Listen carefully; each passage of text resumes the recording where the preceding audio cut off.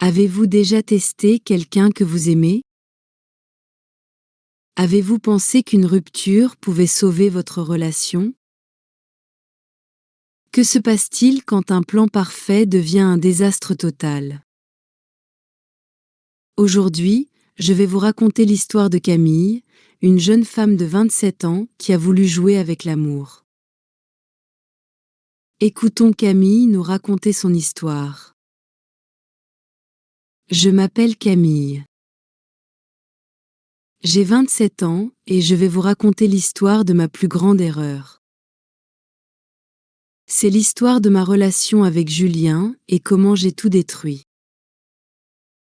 Julien et moi, nous étions ensemble depuis presque un an. Au début, notre relation était magique. Il était attentionné et romantique. Après le travail, il m'apportait des pâtisseries de ma boulangerie préférée. Il planifiait des promenades romantiques dans le parc. Quand je lui envoyais un message, il répondait tout de suite. J'étais heureuse. Mais après quelques mois, les choses ont changé. Julien est devenu distant. Il répondait à mes messages très tard. Il ne me faisait plus de compliments. Le soir, quand nous regardions nos séries préférées, il s'endormait sur le canapé.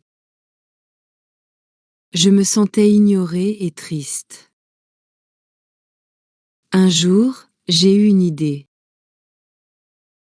Je pensais que Julien avait oublié ma valeur. Je voulais le réveiller et rallumer la flamme de notre amour. J'ai décidé de lui faire peur. J'ai planifié une rupture comme un test. Je pensais qu'il allait comprendre qu'il m'aimait vraiment. Je voulais qu'il se batte pour moi. Dans ma tête, tout était parfait. Julien allait être dévasté. Il allait s'excuser et revenir avec des roses. Il allait me promettre de changer. Nous allions recommencer notre relation, mais cette fois, il serait parfait. Le jour J est arrivé. J'ai appelé Julien et je lui ai dit que nous devions nous séparer. J'attendais ses protestations, ses larmes, ses supplications. Mais il m'a écouté en silence. Puis il a dit simplement « D'accord, je respecte ta décision ». Il a pris ses affaires et il est parti de mon appartement. J'étais choquée. Ce n'était pas du tout ce que j'attendais. Quelques heures plus tard, j'ai vérifié mes réseaux sociaux. Julien m'avait bloqué partout, Instagram, WhatsApp, même Pinterest. Je n'arrivais pas à y croire. Cette nuit-là, je n'ai pas dormi. Je vérifiais mon téléphone toutes les 5 minutes. J'attendais son appel, son message, quelque chose. Mais rien n'est arrivé. Le lendemain, j'ai appelé ma meilleure amie Sophie. Elle m'a dit « Ne t'inquiète pas, Camille. Il fait semblant. Il va revenir en rampant dans quelques jours. » Mais Julien n'a pas appelé cette nuit-là. Il n'a pas appelé cette semaine-là non plus. J'étais de plus en plus inquiète. J'ai demandé à un ami commun de vérifier le profil de Julien. Son statut disait « célibataire ». Il avait publié une citation sur « choisir la paix ». Mon cœur s'est brisé. Les jours passaient et je commençais à paniquer. Je conduisais souvent près de son immeuble. Je passais, par hasard, dans sa rue plusieurs fois par jour. Je cherchais sa voiture, j'espérais le voir. Un jour, j'ai vu de nouvelles photos de Julien sur le profil de notre ami. Il souriait dans un café avec des amis. Il jouait à la pétanque. Il semblait heureux. Il était même parti camper le week-end. Pourtant, il m'avait toujours dit qu'il détestait le camping. J'étais confuse et jalouse. J'ai créé un faux compte Instagram pour surveiller ses activités. Sur ces photos, Julien paraissait plus détendu que dans mes souvenirs. Il avait l'air libre et content. Ma vie commençait à se détériorer. Au travail, je faisais des erreurs. Je ratais des réunions importantes. Je ne pouvais pas me concentrer. Mes amis me disaient d'oublier Julien et de passer à autre chose. Mais moi, je parlais de lui tout le temps. Il commençait à être fatigué de mes histoires. Finalement, j'ai décidé d'aller le voir en personne. J'ai mis la robe d'été qu'il aimait. J'ai fait mes cheveux comme il préférait. Je suis allée chez lui.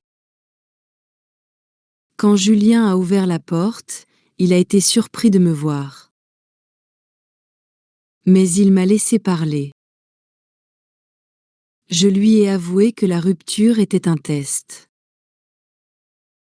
Je lui ai demandé une seconde chance. Je lui ai promis que nous pouvions recommencer. Julien m'a regardé avec tristesse. Il m'a dit, « Camille, la manipulation n'a pas sa place dans l'amour. » Puis il a fermé la porte. J'étais seule dans le couloir, en larmes. J'ai appelé Sophie immédiatement. J'étais furieuse. Comment Julien pouvait-il me faire ça? Mes amis ont décidé de m'aider. Ils ont envoyé des messages à Julien pour lui expliquer ma situation. Ils lui ont dit que j'étais désolée et que je l'aimais vraiment. Mais Julien les a tous bloqués. Il a rendu ses comptes privés sur les réseaux sociaux. Il ne voulait plus rien savoir de nous. J'ai commencé à visiter les endroits que Julien aimait. J'allais à sa salle de sport. J'achetais du pain à sa boulangerie préférée. Je passais devant son bureau. J'espérais le croiser par hasard. Quand nos amis communs me demandaient pourquoi nous avions rompu, je leur disais que Julien m'avait quitté sans explication. Je ne racontais pas la vérité sur mon test stupide. Je voulais qu'ils pensent que j'étais la victime. Un mois plus tard, il y avait une fête chez un ami commun. J'ai su que Julien serait là. Je me suis préparée soigneusement. J'avais prévu de lui parler encore une fois. À la fête, j'ai approché Julien. Mais cette fois, il était en colère. Devant tout le monde, il a expliqué ce qui s'était vraiment passé. Il a montré les messages de mes amis. Il avait même des vidéos de moi devant son immeuble, prises par les caméras de sécurité. Les gens à la fête m'ont regardé avec surprise et dégoût. Ils ont commencé à m'éviter. Ma réputation était détruite. Je me sentais humiliée et seule. Quelques semaines plus tard, j'ai vu une photo de Julien avec une nouvelle femme. Elle s'appelait Claire. Elle était calme, élégante et sportive. Elle aimait la nature et les activités en plein air. Elle était tout le contraire de moi. Je suis devenue obsédée par Claire. Je comparais nos photos. Je surveillais leurs publications. Je voyais qu'ils étaient heureux ensemble. Ils faisaient de la randonnée, du vélo, ils visitaient des musées. Julien souriait vraiment avec elle. Mes amis ont organisé une intervention.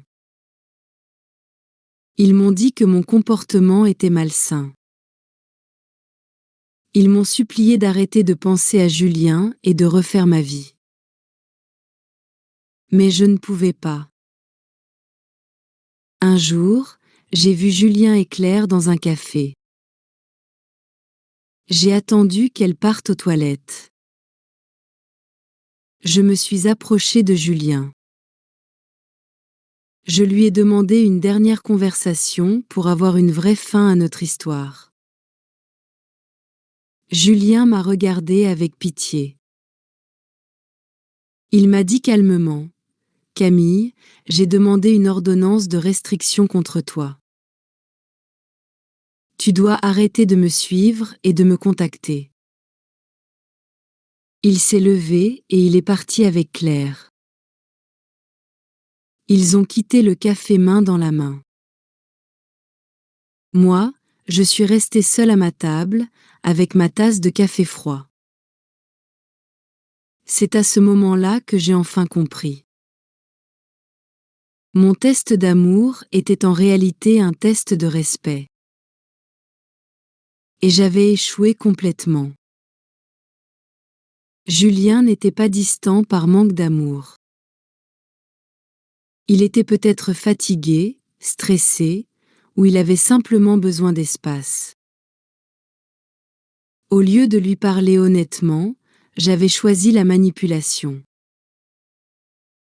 Quand il a accepté ma décision de rupture, il m'a respectée. Il a pensé que c'était vraiment ce que je voulais. Il n'a pas insisté parce qu'il respectait ma liberté de choisir.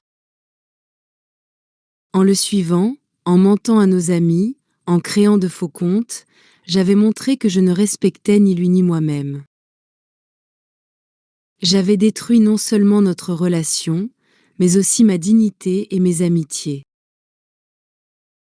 Aujourd'hui, je comprends que l'amour n'est pas un jeu. Ce n'est pas quelque chose qu'on teste. L'amour vrai est basé sur la confiance, la communication et le respect mutuel. Si j'avais parlé à Julien de mes sentiments au lieu de jouer avec ses émotions, peut-être que nous serions encore ensemble.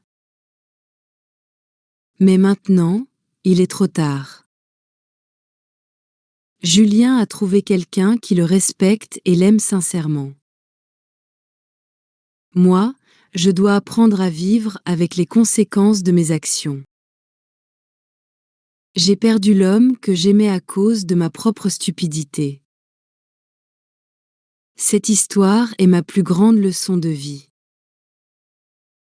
J'espère qu'elle pourra aider d'autres personnes à ne pas faire les mêmes erreurs que moi. L'amour n'est pas un test. C'est un cadeau précieux qu'il faut protéger avec honnêteté et respect. Voilà mon histoire. C'est l'histoire de comment j'ai tout perdu en voulant tout gagner. C'est l'histoire de ma plus grande erreur, mais aussi de ma plus importante leçon. Et vous, qu'est-ce que vous pensez de mon histoire ? Avez-vous déjà fait des erreurs similaires dans vos relations? Que feriez-vous à ma place? Laissez vos commentaires sous cette vidéo.